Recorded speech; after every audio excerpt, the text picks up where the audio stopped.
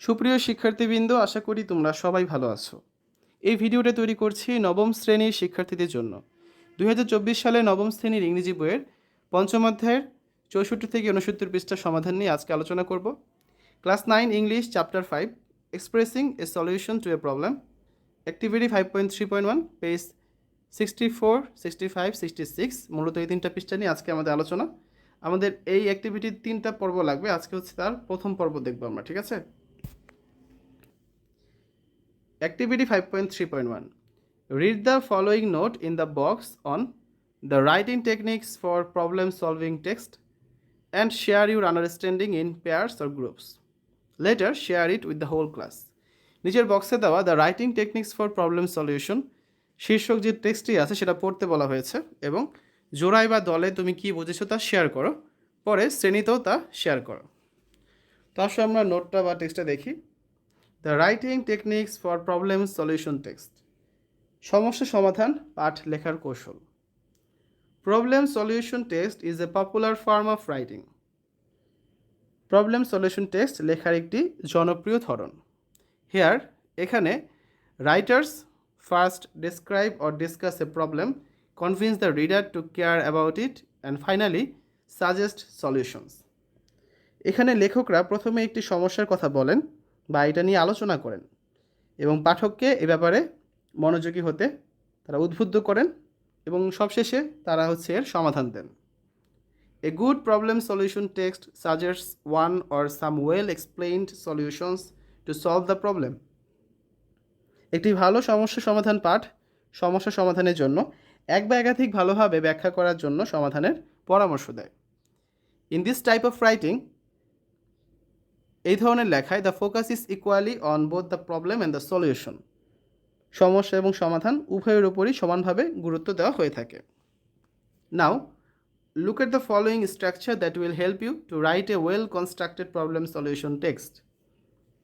নিচের গঠন প্রণালীটি দেখো যা তোমাকে একটি ভালোভাবে নির্মিত সমস্যা সমাধান পাঠ লিখতে সাহায্য করবে। The structure of A problem solution text, সমস্যা সমাধান পাঠের গঠন প্রণালী। প্রথমে একটা ইন্ট্রোডাকশন বা সূচনা লিখতে হবে। প্যারাফ্রেজ দ্য গিভেন প্রবলেম, প্রদত্ত সমস্যাটাকে প্যারাফ্রেজ করতে হবে। রাইট ওয়ান কি কজ অ্যান্ড রিলেটেড সলিউশন, একটা প্রধান কারণ লিখতে হবে এবং এর একটা সমাধান লিখতে হবে। বি নাম্বার আছে কি মেইন বডি প্যারাগ্রাফ 1, এখানে কজ লিখতে হবে, কারণ লিখতে হবে। You can write different causes using different paragraphs, তুমি বিভিন্ন অনুচ্ছেদ ব্যবহার করে বিভিন্ন কারণ কিন্তু লিখতে পারো। এর ভিতর লিখতে হবে কি topic sentence, state the causes, সূচনা বাক্য লিখতে হবে যেখানে তুমি কারণগুলো বর্ণনা করবে। Explain the causes of the problem, সমস্যার কারণগুলো ব্যাখ্যা করবে। গিভ এন এক্সাম্পল, এবং একটা উদাহরণ দিবে। Main body paragraph 2, solution, again you can write different solutions using different paragraphs, এখন সমাধান নিয়ে লিখবে বডি প্যারাগ্রাফ 2 যেখানে তুমি বিভিন্ন অনুচ্ছেদ ব্যবহার করে বিভিন্ন সমাধান লিখতে পারো। একটা টপিক সেন্টেন্স লিখতে হবে যেখানে স্টেট দ্য সলিউশনস, অর্থাৎ তুমি সূচনা বাক্যে সমাধানগুলো বর্ণনা করবে। Explain the solutions in relation to the problem, সমস্যার সাথে সম্পর্কিত সমাধানগুলোর ব্যাখ্যা করবে। গিভ এন এক্সাম্পল, এবং একটা উদাহরণ দেবে। সবার শেষে ডি নাম্বার আছে কনক্লুশন, তুমি উপসংহার দিবে। সামারাইজ দ্য কি পয়েন্টস, এখানে তুমি মূল পয়েন্টগুলো সামারাইজ বা সারাংশ করবে, ঠিক আছে? For better understanding, let's write a problem solution essay following this 4 steps structure. Suppose our question is students are losing interest in attending school. What do you think the cause are? What solutions can you suggest? ভালোভাবে বোঝার জন্য এখন আমরা নিচে 4টি ধাপের গঠন প্রণালী অনুসরণ করে একটি সমস্যা সমাধানের প্রবন্ধ লিখব। মনে করি আমাদের প্রশ্ন হচ্ছে কি শিক্ষার্থীরা স্কুলে যাওয়ার সময় বা পড়ার সময় যে আগ্রহ হারাচ্ছে এর কারণ কি বলে তুমি মনে করো? এর জন্য তুমি কোন সমাধানের পরামর্শ দিতে পারো, ঠিক আছে? Before writing the essay let's follow this 3 steps to plan your এসে।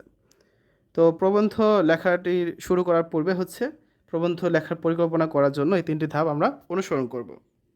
Number A, analyse the question, প্রশ্নটা বিশ্লেষণ করা। This is an important step in the planning the writing. লেখার পরিকল্পনা করার জন্য এটা একটা অন্যতম গুরুত্বপূর্ণ ধাপ। হেয়ার এখানে we need to read the question carefully and identify the topic words, other keywords, and finally the instruction words in the question to be focused on what the question asks us to write.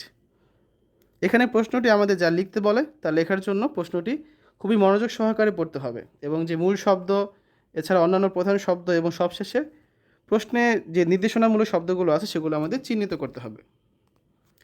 The topic words are what the question is about. Topic ওয়ার্ডসটা হচ্ছে প্রশ্নটি কি সম্পর্কিত। We will find it in the statement part of the question. আমরা প্রশ্নটার যে বিবৃত অংশ সেখানে এটা খুঁজে বের করব। ইন দিস কোয়েশ্চেন, এই প্রশ্নে students are losing interest in attending school. What do you think the causes are? What solutions can you suggest? The topic words are losing interest. তো এখানে প্রশ্নে আমাদের টপিক ওয়ার্ডসটা হচ্ছে কি লুজিং ইন্টারেস্ট এই সম্পর্কিত, because the question is about this topic, কারণ কোয়েশ্চেনটা এই টপিকটা নিয়েই। দেন তারপর the other keywords in the question are students and attending school. এছাড়া আরও যে কিওয়ার্ডস আছে সেগুলো হচ্ছে কি শিক্ষার্থীরা এবং তাদের স্কুলে উপস্থিতি নিয়ে। And we must right about them in the essay, এবং আমাদের অবশ্যই এই বিষয়গুলো আমাদের প্রবন্ধে কিন্তু লিখতে হবে। Next, if we analyse the instruction words we will find out what we have to write the causes and solutions of the problem, that is why students are losing interest in attending school. আমরা যদি আরও বিশ্লেষণ করি সেক্ষেত্রে আমাদের লিখতে হবে যে শিক্ষার্থীরা স্কুলে যাওয়ার আগ্রহ কেন হারাচ্ছে। So analysing all this three things will help our essay to be relevant and link to the question. এই তিনটি বিষয়ের বিশ্লেষণ আমাদের প্রবন্ধটিকে প্রশ্নের সাথে সম্পর্কিত এবং সংযুক্ত হতে সাহায্য করবে। ঠিক আছে, বি নাম্বারে কী আছে? Generate ideas. Now we have to generate some ideas two right hour এসে। ধারণা তৈরি করতে হবে। এখন হচ্ছে আমরা আমাদের প্রবন্ধ লেখার জন্য কিছু ধারণা তৈরি করব। One way we can do this is by simply asking ourselves the cause of the problem that instantly comes to mind. একটা ওয়ে বা একটা উপায় হচ্ছে কি যে আমরা এটা করতে পারি, তাৎক্ষণিকভাবে আমাদের মনে আসা সমস্যাগুলোর যে কারণগুলো আছে সেটা নিজেদেরকে জিজ্ঞাসা করি, and write down all the possible solutions to the causes. এবং এই যে কারণগুলো আছে সমস্যাটা তার সম্ভাব্য সমাধানগুলো কী হতে পারে সেটাও লিখে ফেলি। ফর এক্সাম্পল, উদাহরণস্বরূপ, if we think about the causes and the solutions to the problem, আমরা যদি এই সমস্যাটির কারণ এবং সমাধান সম্পর্কে চিন্তা করি, why students are losing interest in attending school, যে শিক্ষার্থীরা স্কুলে যাওয়ার আগ্রহ কেন হারাচ্ছে,